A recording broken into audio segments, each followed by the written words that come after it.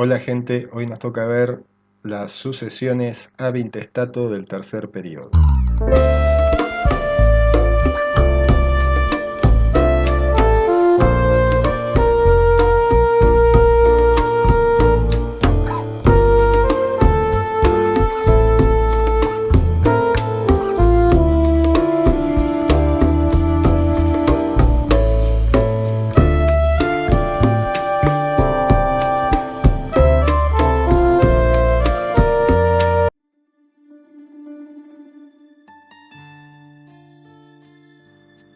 A modo de consejo, les recomiendo que todo el tema de sucesiones lo vean del libro del doctor Di Pietro. Está mejor explicado. Lo mismo con la unidad de peculios y adjeticia qualitatis, está mucho mejor explicado ahí mismo.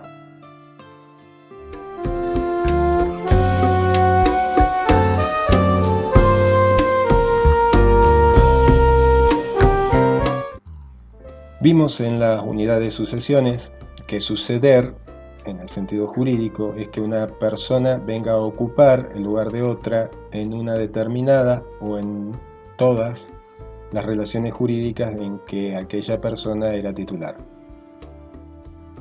Vimos en las sucesiones ab intestato del primer periodo que se daba mayor preponderancia a la vinculación agnaticia que a la cognaticia, es decir, se daba prioridad a los parientes unidos por aquel parentesco civil del derecho hereditario. También vimos que en el segundo periodo el pretor, a través del abonorum possessio, comienza a darle mayor preponderancia al vínculo cognaticio, otorgándole el abonorum possessio al hijo que había sido emancipado y que, de acuerdo al derecho civil, no tenía vocación hereditaria.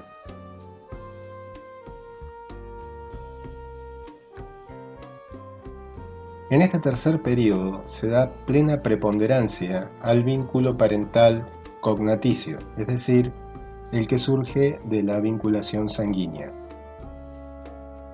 Los herederos consanguíneos que quedaban fuera de acuerdo al régimen del derecho civil, como el hijo emancipado, podían ahora, en este tercer periodo, no solo aspirar al abonorum possessio que otorgaba el pretor, sino directamente a la hereditas.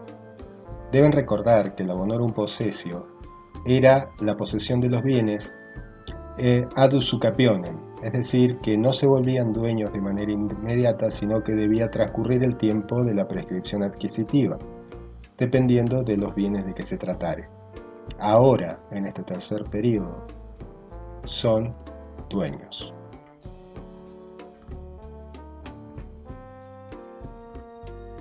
Todo comienza con dos senadoconsultos del siglo II que intentaron equiparar la situación de la vocación hereditaria de la madre respecto de sus hijos. Para entender esto, dice Di Pietro, hay que tener en cuenta las formas del matrimonio en Roma. Cuando la mujer era sometida a la manus maritalis, se volvía agnado de su marido y también agnado de sus hijos, porque la agnación iba por el lado masculino y no el femenino.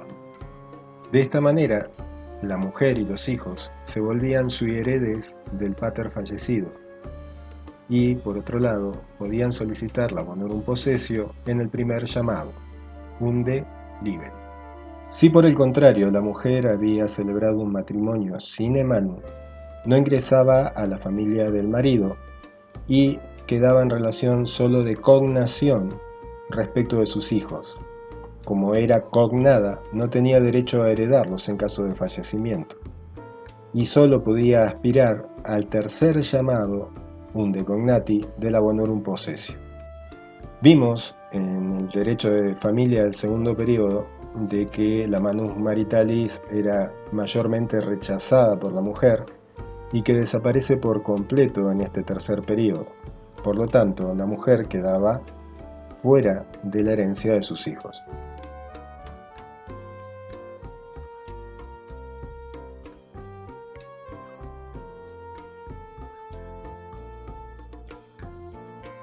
Aparecen así los senados consultos que mencioné antes.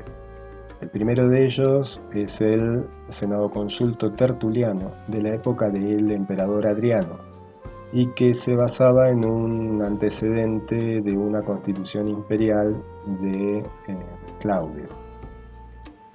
En él se reconoce la vocación hereditaria de la madre en la herencia de los hijos, siempre y cuando cumplieran con el ius liberorum, que era aquel que le exigía a la mujer ingenua tener 3 hijos y a la liberta tener 4. Era un derecho que se reconocía a la madre, pero no a la abuela, es decir, que no había un derecho de representación ni de llamamiento general a la línea materna. Por otro lado, también quedaba excluida, más allá de contar con el ius liberorum, si el hijo había tenido hijos propios o si estaba vivo el padre que lo había emancipado. La madre, en este caso, era considerada heredera voluntaria, por lo que debía aceptar la herencia. Si la madre había contraído nuevas nupcias y se encontraba bajo manus maritalis, debía solicitar la autorización de su marido para aceptar dicha herencia. Si, por otro lado, se trataba de la herencia de un hijo impúber, la madre debió haber solicitado una tutela para ese hijo menor y o en caso de que hubiese existido un tutor y este hubiese sido removido o se hubiese excusado, de acuerdo a lo que vimos en el video anterior, debía buscar su reemplazo. Si no lo había hecho, quedaba definitivamente fuera de la sucesión de los hijos impúberes. Justiniano, en el Corpus, exime a la mujer de la necesidad de cumplir con el ius liberorum, aquella del número mínimo de hijos, y la consideraba heredera preferente si era el hijo único que tenía. Si aparte de la madre existían hermanas, sean estas por vinculación agnaticia o cognaticia, la madre tendría la mitad de la herencia y las hermanas se repartirían la otra mitad. Si al morir el hijo quedaban hijos varones e hijas mujeres y la madre, la división de la herencia se hacía por cabeza, per cápita.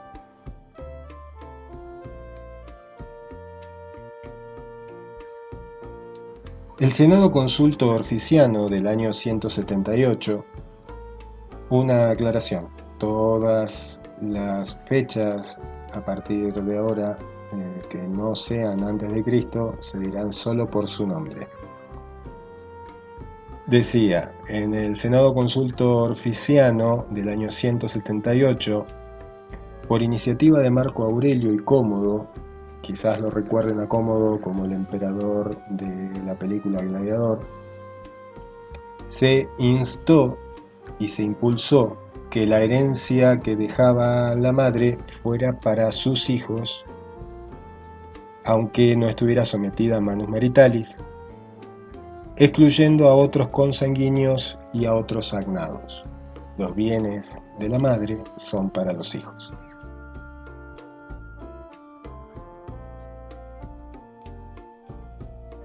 Ambos Senado Consultos tienen un punto de choque.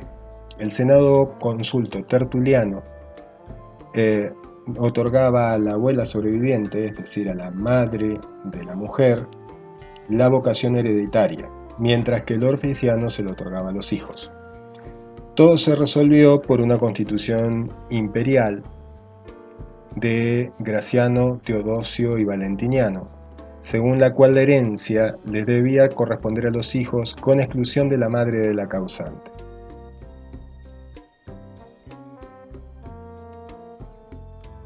Un caso especial era el de los nietos nacidos de una hija.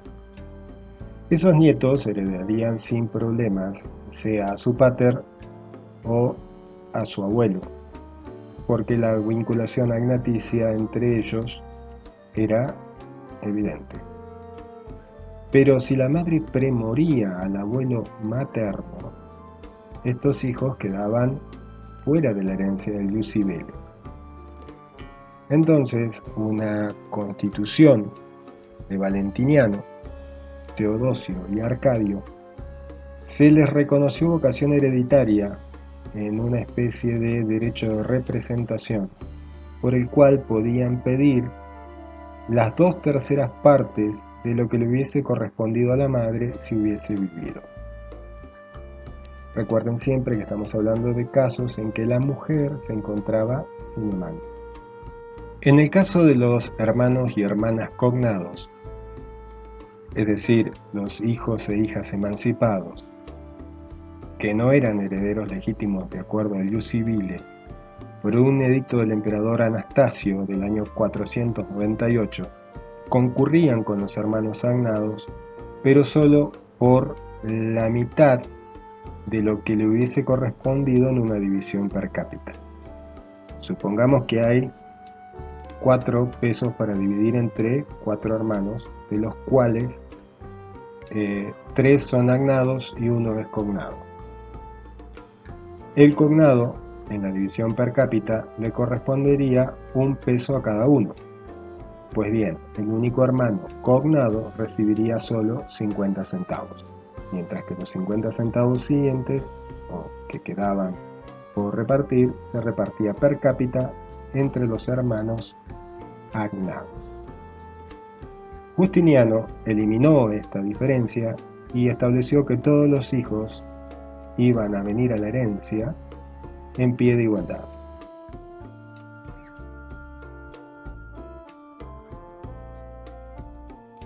Si el hijo adoptivo era emancipado por su pater después de la muerte de su padre sanguíneo, en principio no podía heredar ni a su pater adoptivo, ya que no pertenecía a su familia, ni a su pater sanguíneo, cuya herencia ya había sido cobrada por otros herederos. Tampoco podía pedir la bonorum possessio por no ser ni agnado ni cognado. Este es el caso que explica Di Pietro para ver el caso o la situación especial en la que se encontraba el hijo adoptivo. La cuestión del hijo adoptivo, que era de notoria injusticia, no fue solucionada ni siquiera por el pretor y se debió esperar a un senado consulto sabiniano para que se le reconociera si era uno de los 3 hijos varones la cuarta parte o cuarta sabiniana. No sé si se entiende. Sería una cuestión así. Son 3 hijos, uno de ellos es un hijo adoptivo. Ese hijo adoptivo tiene derecho a la cuarta parte de la sucesión ab intestato del adoptante. No se divide per cápita, sino que solo se le reconoce una cuarta parte y lo restante se distribuye entre los hijos nacidos consanguíneamente.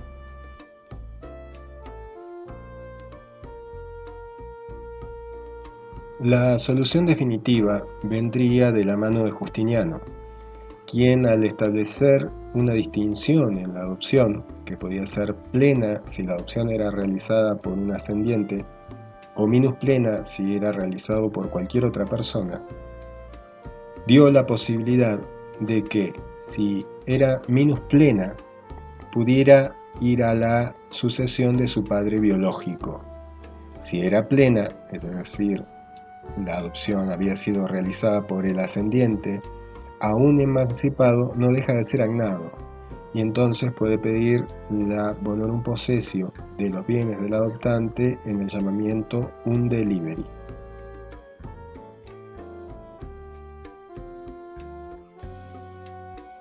El sistema de las novelas 118 y 127 que establece Justiniano nos resulta importante en cuanto fue tomada casi de manera literal por nuestro derecho en el Código Civil de Vélez Sarsfield, y ordena los llamados hereditarios por el vínculo cognaticio.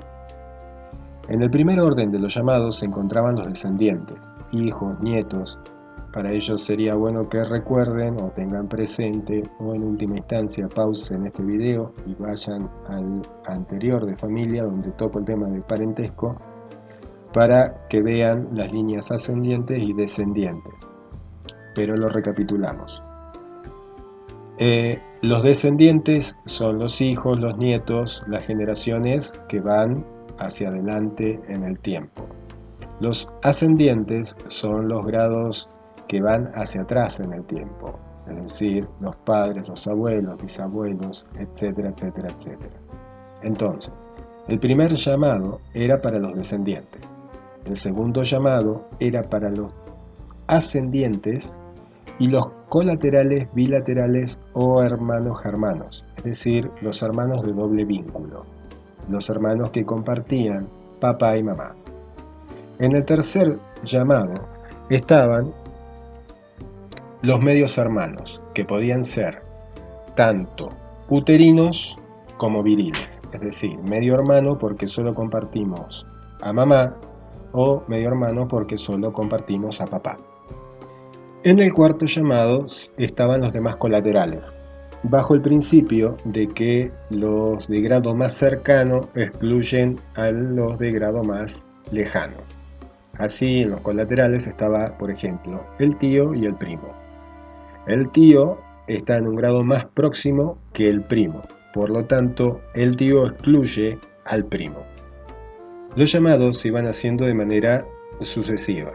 Entonces, primero buscamos ante el fallecimiento de una persona si tiene hijos, nietos o en general descendientes. No hay descendientes. Bien, veamos si esa persona fallecida tiene a su padre o a su madre o a su abuelo o a su abuela y ninguno de ellos está. Bien, vamos al tercer llamado. En el tercer llamado venían los hermanos unilaterales, uterinos o viriles, hijos de padre, hijos de madre. No había ninguno de ellos. Bien, llamamos a los cognaticios colaterales de grado más cercano.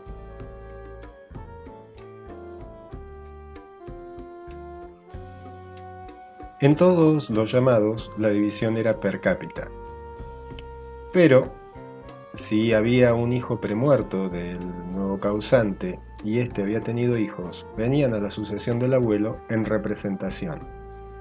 En ese caso, no se dividía per cápita, sino que cada uno de esos hijos cobraba per estirpe y se distribuían entre ellos la porción que le hubiese correspondido al padre premuerto.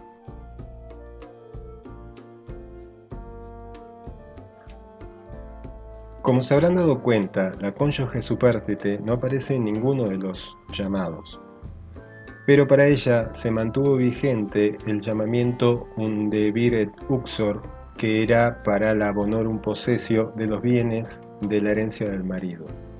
Además, se le reconoció a la viuda pobre la posibilidad de heredar a su marido, si era de buena posición económica, en una cuarta parte si concurría con 3 o menos herederos. Si eran 4 o más, le tenía derecho a una porción viril. Y si concurría con sus hijos a la herencia de los padres, esa cuarta parte se le reconocía en calidad de usufructo, es decir, no era dueña, sino que podía usar y disfrutar de la cosa, percibir los frutos hasta el día de su fallecimiento.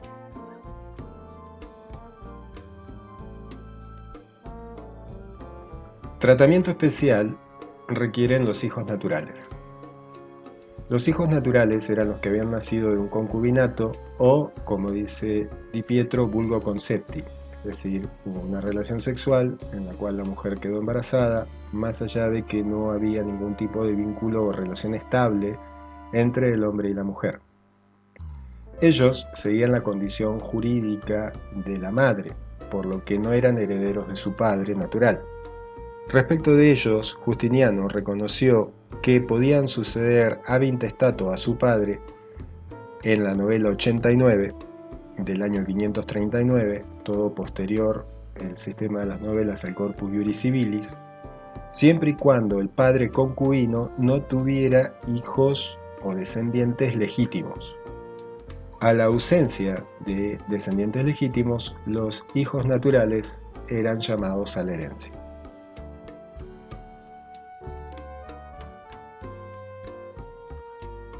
Además, a falta de otros herederos, es decir, no hay ni ascendientes ni descendientes legítimos ni naturales, no hay hermanos bilaterales, hermanos unilaterales, ni ningún otro tipo de colateral, Justiniano reconoció a ciertas corporaciones como herederos de ciertos bienes.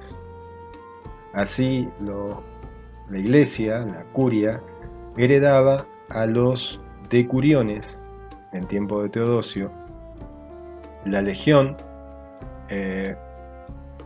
heredaba a sus legionarios o caballeros, los naviculari, los fabricenses, que eran aquellos que se dedicaban a la fabricación de navíos o demás, como una especie de gremio, heredaba a los miembros que murieran sin herederos. Por último, a falta de otro con título de la herencia vintestato, esta va a parar al fisco. El fisco no como heredero, sino, bueno, más allá de que aparece como un llamado más o como un destino final, no es un heredero, sino más bien una aplicación del dominio eminente del Estado. Todo aquello que no es de nadie es del Estado.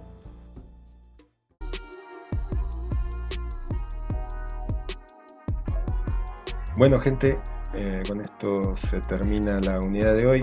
No olviden suscribirse, darle clic a la campanita. Espero que les esté siendo de utilidad este trabajito que estamos haciendo desde la cátedra.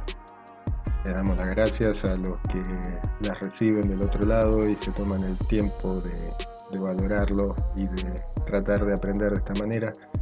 Todos estamos aprendiendo juntos. Bueno, como les digo siempre, sigan cuidándose. Un abrazo.